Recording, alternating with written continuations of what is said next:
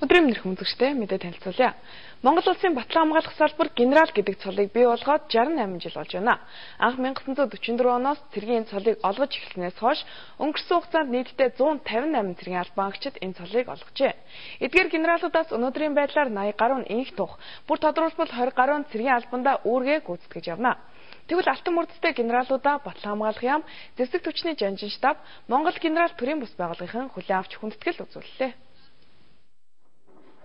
1944 оны 4-р сарын 28-ны өдөр Монгол улс анх генерал цолыг бий болгож тухайн үедээ Цэдэнбаал, Хавгсүрэн, Баалтан, Зайсаноо, Осор нарын 11 хүнд генерал цол олгож байсан төвхтэй. Цэргийн энэ цолыг олгож эхэлсэн өдрийг тохиолдол алтан мөрдөсдөнгүүдийг батлан хамгаалах яам, зэвсэг түвшний жанжин штаб, Монгол генерал төрийн бус байгууллагаас хүлээн авч уулзан хүндэтгэл үзүүллээ. генерал бүхэлдээ төрсөн байна гэдэг бол ямар өндөр үүрэг хариуцлага, ямар өндөр түүхэн шалгууруудыг давж ээж энэ хэн цолд үлдвэ гэдгийг бас нэг том мэдээллийг түүхийн он жилүүд энэ 150 гаруй хүний төлөөл болж сууж байгаа та бүд маань түүх биеийг ирчиж байна гэдгийг бас зөвхөн тэмдэглэн зүйлийг авч байна. За энэ үеэр зэвсэг түвшний өнөөгийн байдал хэтийн төлөв сэдвээр илтгэл тавьж Ахмад удирдлагуудтай үйл хэрэгэ тайлхналаа. Зам Монгол цэргийн музейгээс Монгол генерал болон Монгол улсын баатар Хурандаа генерал Хавгсүрэнгийн мэндэлсний 100 жилийн ай зориулсан гэрэл зургийн үзэсгэлэн гаргасан байлаа. Үүнээс гадна зэвсэг түвшний тэг 32 дугаар ангийн жагсаалын үзүүлэх тоглолт 150 дугаар ангийн Гардан байлдааны үзүүлэх тоглолтуудыг задгаа талбай сонирхуулсан. За залуу алуу насаа иргэн дурсан сайхан үйл явдал болоо хэмээн генералууд сэтгэл өндөр байна. 47 жил цэргийн албаасан.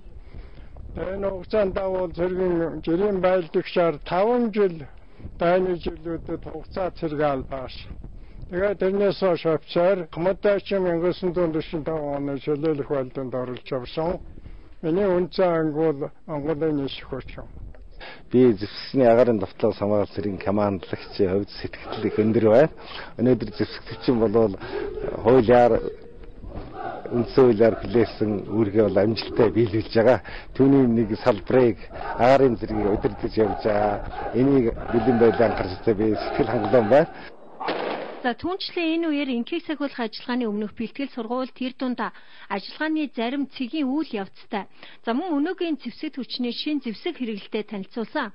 Үүнээс гадна батлан хамгаалах яам салбарынхаа генералуудын нийгмийн асуудлыг шийдвэрлэх ажлын хүрээнд 6 байр барьж эцэст нь түлхүүрийг нь хүлээлгэн өгсөн бол харин энэ удаа Хандгайд хотхон дох байрлалда 20 генералыг хавстай болгож байгаа юм байна. Манай генералуудын Монгол улсад гүйцэтгэсэн үүргүүд асар их байдаг. Улс орны тусгаарлах аюулгүйн төлөө энэ хэдэн улсууд л одоо зүтгэж ард түмэн улс орны өмнө өргөсөн тангараа биелүүлсэн үр дүнд Монгол улс маань өндөр туурах тусгаар бүрэн эрэхтэй хил хязгаар нь халдчихгүй дархан байдалтай олон улсад төлөөний ширхсэн юм л тусгаар улс орон болсон шүү дээ. Байлдагчийн халаас нь генералын мөрц бий гэдэг үг байдаг. За ийхүү Монгол цэрэг ирсэн мөрөөдлийг бодит биелэл болгож чадсан эрхэм генералууд нэг өдрийг цэргийн албандаа өнгөрөөд сэтгэл өндөр гэрийн зүг буцацгаалаа.